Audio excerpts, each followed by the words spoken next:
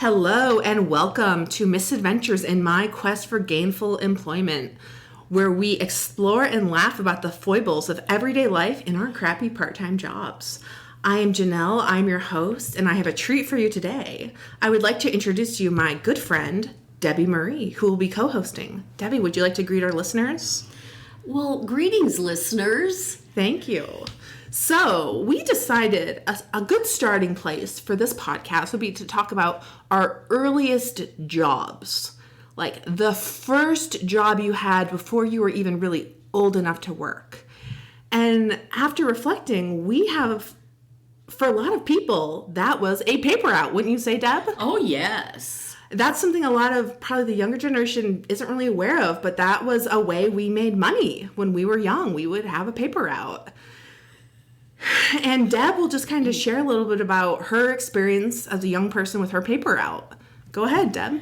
Well, when I was about 10, my sisters and I decided we wanted to get a paper route. So we did. It was the local paper in our town, and we would have to walk uptown and go to the paper office, like the newspaper office, where you picked up your papers, and we all had bags, and we had the uptown route.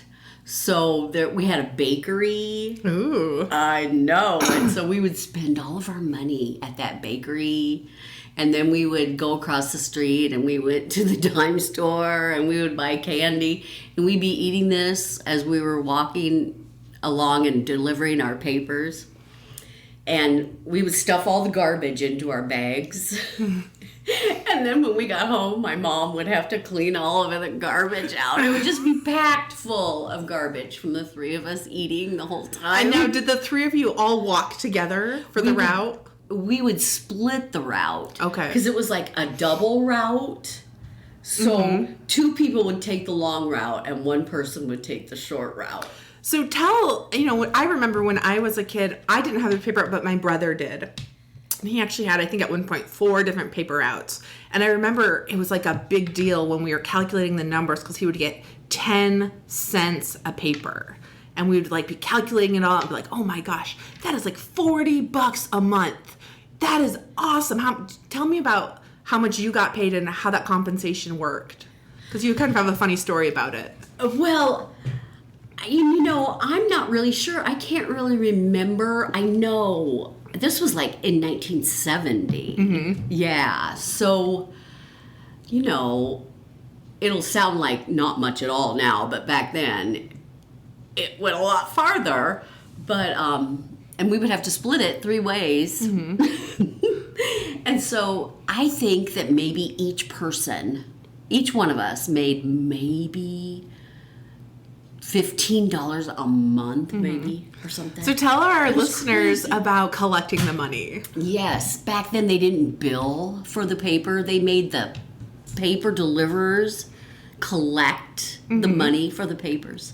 So we had a collection book, that had little stubs in it, and you would have to go to the customer's door, and then you'd be invited in, and so... And keep in mind, you're a 10-year-old kid going into a stranger's house. Yeah, 10, 9, 8, my sisters were younger than I was the oldest.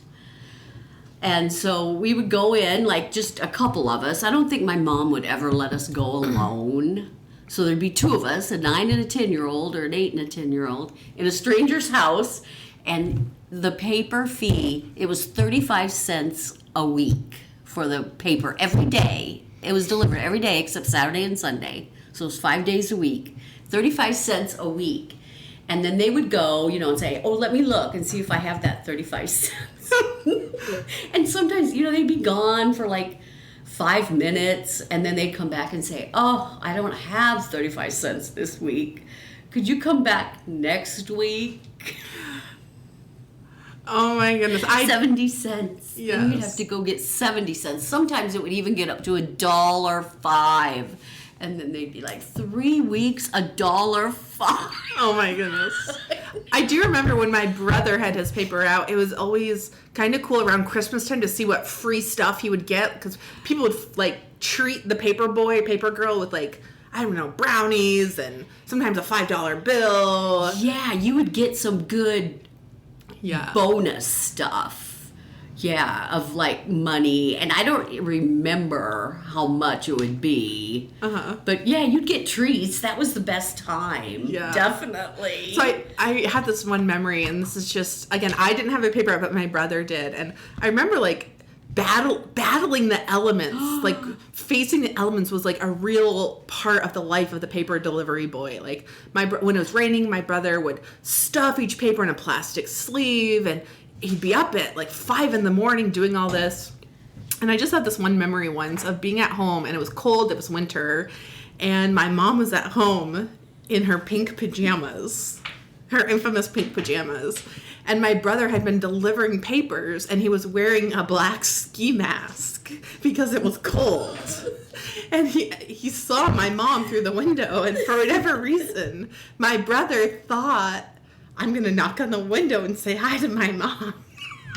So I just remember being on the inside the house, and my mom sees this masked man approaching her and looking at her through the window while she's in her pink pajamas, and she's just screaming and screeching. And I remember like not knowing what was going on, but there was just like this craziness. And like my brother comes in. I'm just kind of laughing about it, and my mom's just screaming at him, and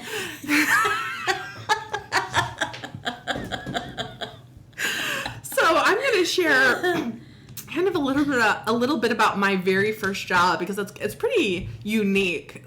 So when I was 13, my dad started his own electrical business, Nyberg Electric, and he wanted to become a business owner, and we were all really excited and proud of him for, starting this company. And I remember he was looking to hire high school students to work in his company and kind of apprentice them. And so I said to my dad, could I work for you? I mean, I was about to turn 14. That's kind of in Iowa, at least, when you can really start working. So it was kind of funny. My dad said, sure. He's like, but all my guys are going to community college to try to get their licensure to become a journeyman electrician, because there's kind of a bonus where if you are an official journeyman electrician, you can be left unattended at the job site. Okay. So if you're not a licensed electrician, you can't do work unless a journeyman is there with you. So he wanted as many official journeymans trained on his staff. And so I took the class at the community college as a little 13-year-old. And I know, it's kind of funny is I think the guy who was administering the class just was kind of amused by it, but he allowed it. And I was with 40-year-old men who were getting their journeyman electrician. And I remember I didn't understand. Like young Sheldon. I didn't understand anything about how electricity worked or the theory. I never studied Ohm's law. I never understood anything.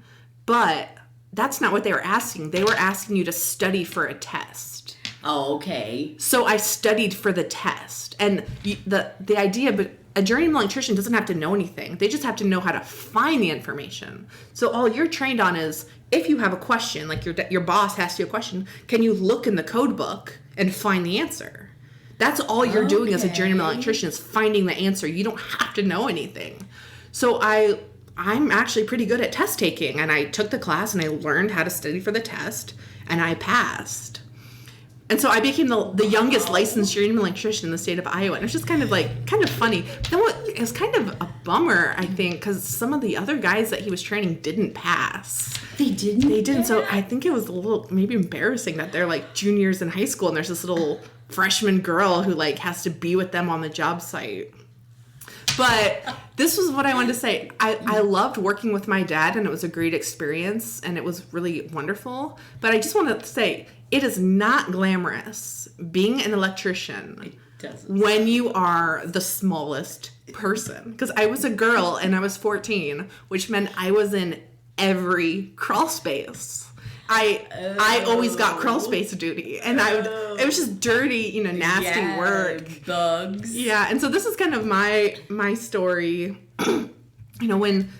Anytime someone in your family knows a trade or something that can help around the house, every time you travel, people want you to do work for free. You know, like, I mean, whenever you go to their house. I know. And we've done it too. Like my uncles are roofers, and I think our uncles have roofed our house for free at one point. They did it, you know, and then I think my other uncle poured the concrete in our driveway. So, I mean, we're just as guilty of it as anybody else. I purposely befriend those people.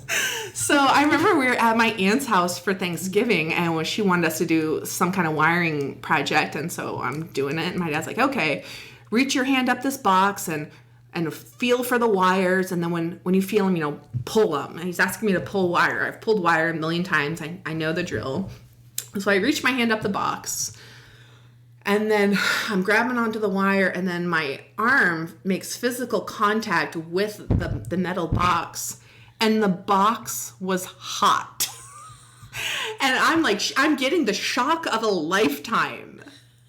And I finally get my arm out of there, and I'm just outraged. I just can't believe that just happened. So I run down and I find my dad. I'm like, Dad, did you know that box was hot? And he didn't really seem to care that I'd just been shocked. And so I was so violated. I said, Dad, you electrocuted me. And my dad just wasn't having it. And he just went, no.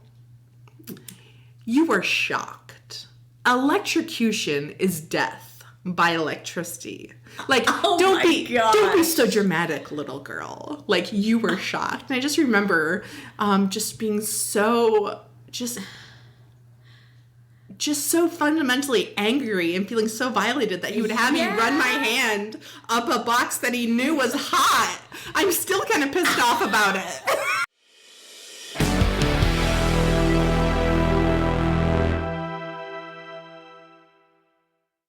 And now a word from our sponsor. Ladies, do you prefer a clean-shaven man? Do you struggle with the occasional 5 o'clock shadow? If so, we have the solution. It's called the Shadow Shield. It's perfect for those nights of heavy petting when you're a little irritated and you have to go to work the next day, or any special occasion, or you have sensitive skin. You can just calmly excuse yourself. Say you need to freshen up in the bathroom. You go in, you attach a customized shadow shield in any color that corresponds to your facial tone, and you go out and no one will notice that you're wearing it. And that will eliminate the razor burn, the friction caused from that stubble. And the next day you can just go proudly into work like you were just reading a book last night. And tell the viewers what the special Christmas offer is. Is it really buy one, get a second, 25% off? It is. And if you respond in the next 5 minutes, you can get the Santa Shadow Shield. Thank you. It comes complete with the beard and mustache. What number should they call to get a hold of their Shadow Shield? Should it be 515-215-5114? That's it. Call right away, ladies, and be ready for those New Year's Eve makeouts.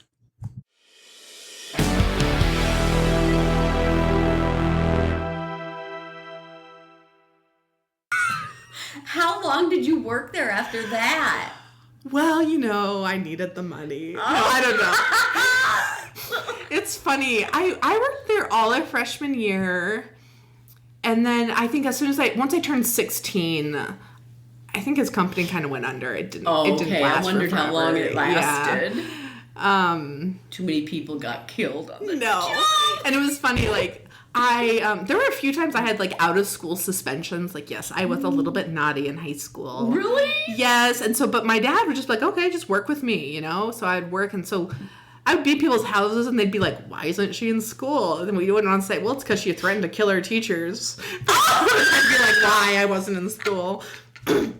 in her Spanish journal. Like, we'd have to journal in Spanish, and I'd be like, gosh. the student has a knife. The student kills teacher. You know, El Morte or whatever. Muerto. That's really not the topic of this podcast. That's another time. That's not the topic of this podcast. No. The topic is people would always see me as like this little 14-year-old doing stuff. And it was kind of like that movie with Tatum O'Neal. Then she got the Academy Award where she was like with her dad. He was a con man and he taught her how to do. Oh, it's not quite. That's funny. So, but I remember people would always say, does she know what she's doing? And then my dad had just such a smart little answer for it, because my dad has a really good sense of humor. He would just always say, she knows just enough to be dangerous. And that was like his line. That should have been on his card. Yeah. We know just enough to be dangerous. We used to walk dogs before we could even have a paper route or babysit. We were young entrepreneurs. Very. Yes. I was the driving force behind my sisters and my entrepreneurial drive. And so I decided it'd be great. I loved animals. So what was a better job than to walk dogs? Did you clean up after them? Because I don't, I don't remember them to. ever going to the bathroom. That's not something you notice when you're like 7 or whatever. You were 7 walking dogs? We were probably like 7. But if you were 7, that means your 6 sisters were 6 and 5. Yes, I think they were. It was a different time, though. It like, was. we just walked around our towns. We ran that block. Tell me more. Tell me about... So we would go to this woman that was on our block, and she was an elderly woman, and she had this little miniature poodle.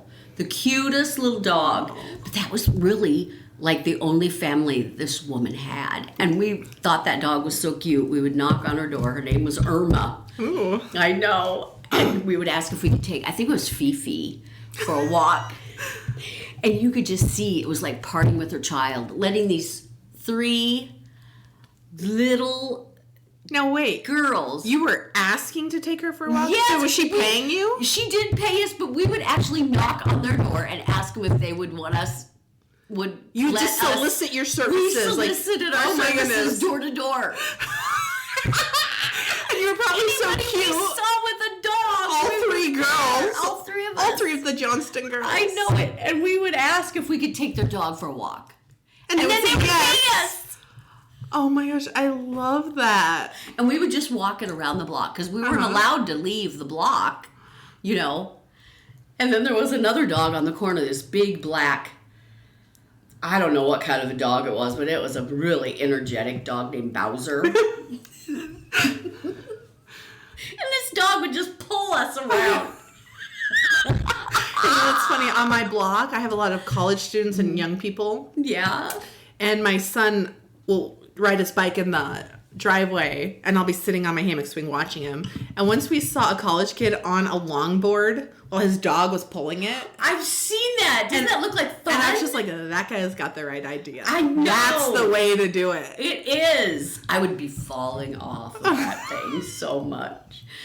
Then we would have carnivals in our backyard. Tell me more. And our mom hated it so much. I know she did. Like, I didn't know it then, but thinking back on it, we would invite all the neighborhood kids over, and we would have like... You would charge? Yes, we would charge.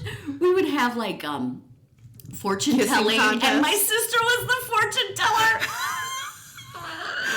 And we would make like 4 things, like little tents under the like clotheslines, and then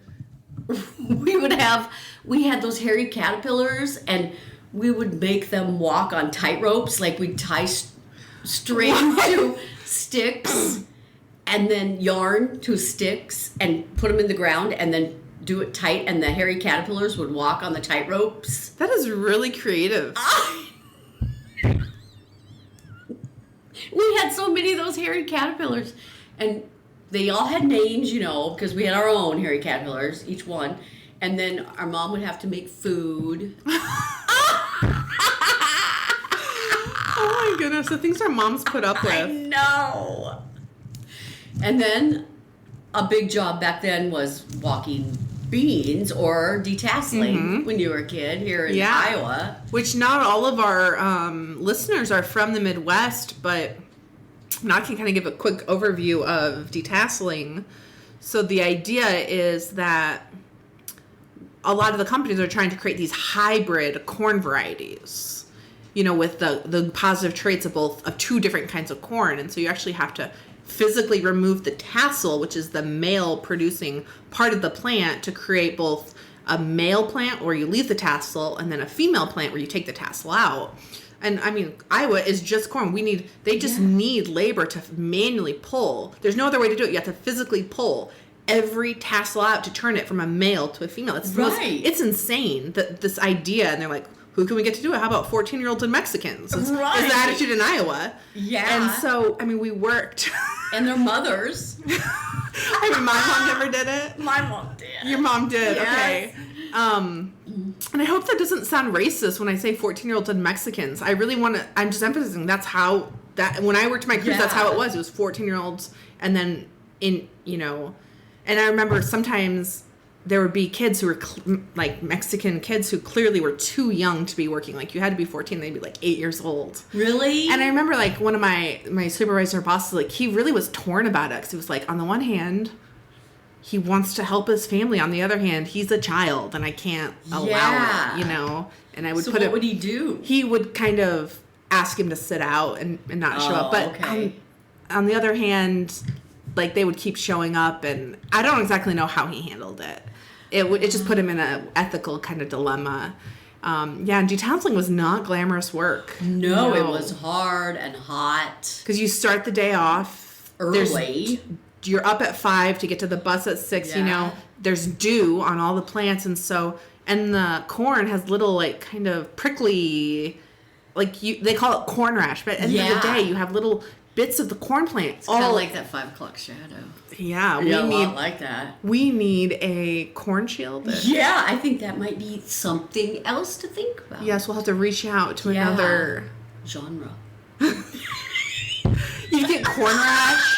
They call it corn rash, and it was just like the corn, like irritating your skin, and like you're just rubbed raw. Yeah, and it was miserable. And you're wet. You're wet, and you're hot, and it stink, and then you have to do it the next day. And there's spiders. Big spiders. Yes. Yeah.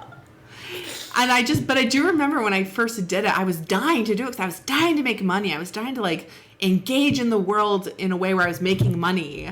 I don't know. I think that's kind of an industrious Iowa mentality that we wanted to work. I think so. I think in Iowa, we are a hardworking kind of bunch. Yeah. Like I looked forward to working. Yeah, to making your own money. To making money. Yeah. And I remember at the end of my first summer, because you don't get paid the whole summer. No. And then at the end of the summer, the boss sits down with his checks and he, divvies it all up. And I remember I got a check for $1,000. And it was just like, that's a lot of money. Oh my. For a 14-year-old back in the 90s. It is. Yeah. It is. We always worked for farmers that we knew. Okay. And so I didn't have the whole bus thing. It was just my mom taking us, and that's probably why she stayed and did it. Oh my goodness. That's probably why. So she didn't have to go home and then come back, and get us all. Yeah, and then she'd make money too because she didn't work when we were younger. Yeah. Until we were in like middle school or something. So so if you have any stories you'd like to share about kind of your real first jobs before you're really old enough to work, I'd love to hear them. I will provide a link to my email address in the website below, but I'm just gonna give out my phone number on the air. So you can text me at 515-215-5114. And order the shadow shield. And remember the shadow. They're generously supporting this podcast. Anyways, thank you. And I look forward to visiting with you again. Bye-bye. Bye-bye.